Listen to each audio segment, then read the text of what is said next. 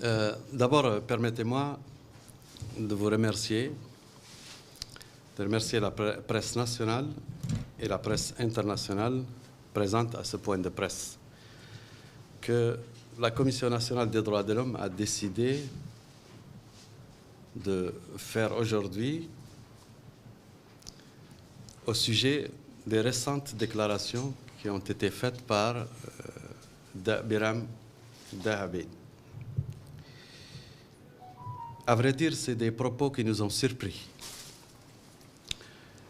Ils nous ont surpris dans leur forme et nous ont surpris dans leur contenu. Ils nous ont surpris dans leur forme car c'est ici que se mène le combat pour les droits de l'homme. C'est ici que ceux qui veulent aider les Mauritaniens à recouvrer leurs droits, le combat c'est ici, c'est pas ailleurs. D'autant plus que le climat s'y prête. Nous venons de vivre une période de synergie totale entre toutes les parties. Le gouvernement, la société civile, les partenaires, dans un vaste mouvement qui est réel et qui est palpable. S'il ne l'était pas, nous serions les premiers à le dénoncer. Mais il est là, il est sérieux, il est remarqué par tout le monde. Il y a une dynamique, il y a une volonté de promotion des droits de l'homme. Par conséquent, le vrai combat pour les droits de l'homme, pour les défenseurs des droits de l'homme, doit se mener ici. Car c'est ici qu'il y a les problèmes et c'est ici qu'il y a les solutions. Et comme je viens de le dire, le climat s'y prête. Il y a une synergie entre tous les partenaires reconnus par tout le monde. Nous en sommes témoins au niveau de la Commission nationale des droits de l'homme, car nous venons de clôturer un atelier international auquel, en partenariat avec l'Union européenne, l'ambassade de France, d'Espagne et d'Allemagne, et auquel ont participé des commissions nationales des droits de l'homme du G5 Sahel, du Maghreb, de l'Europe, et qui s'est soldé par un constat qu'il y a une dynamique à encourager.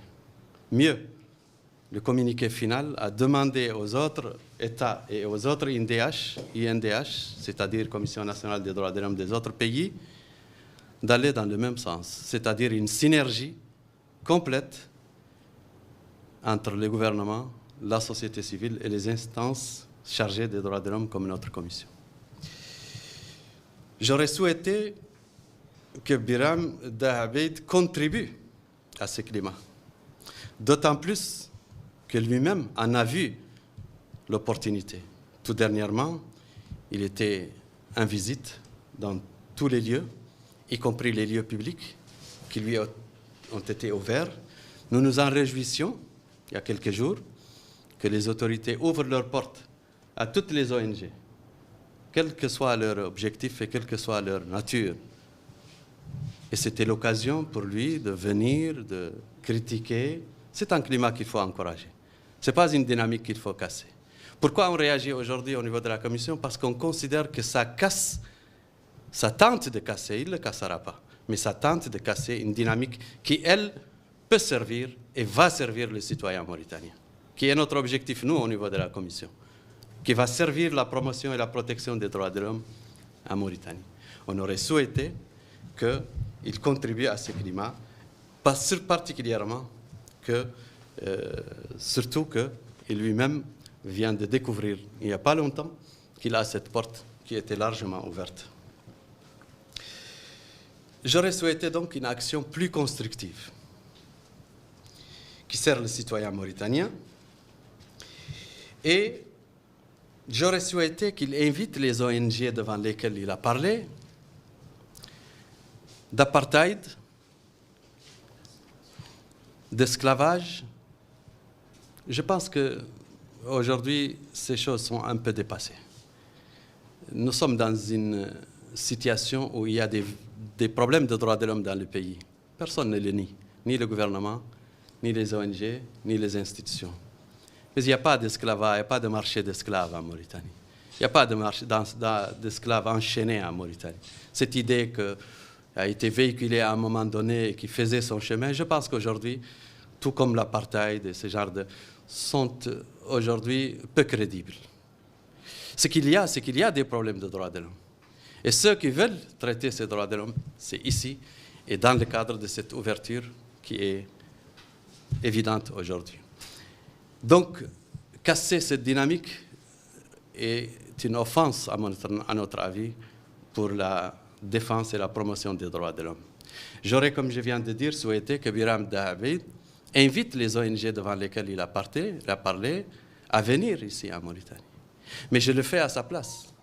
La Commission nationale des droits de l'homme invite les ONG devant lesquelles il a parlé et qui lui ont décerné une